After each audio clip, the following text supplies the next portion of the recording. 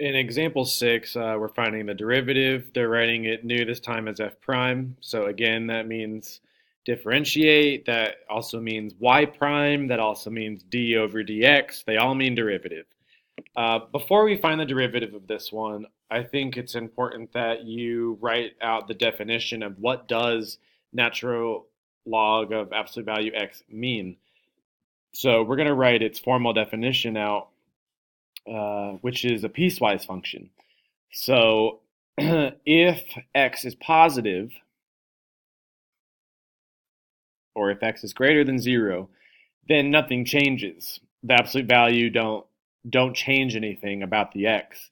So it would just be natural log of x. Now, what if the x is negative? If the x is negative, then the absolute value would change it to a positive. Well, so what is the absolute value doing? It's negating the negative. So what it would do, instead of absolute values, we could just put a negative in there.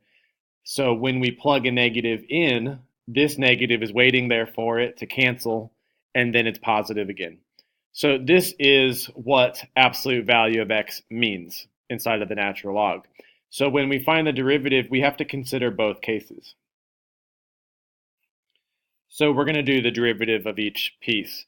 The derivative here of natural log x is 1 over x. And then here we've got a chain rule. So I've got 1 over negative x, but then I also have to multiply by the derivative of the inside. The derivative of negative x is negative 1. And in both cases, then here I'm getting 1 over x, and here the negatives cancel, so I'm also getting 1 over x. So my derivative is 1 over x, whether it's positive or whether it's negative.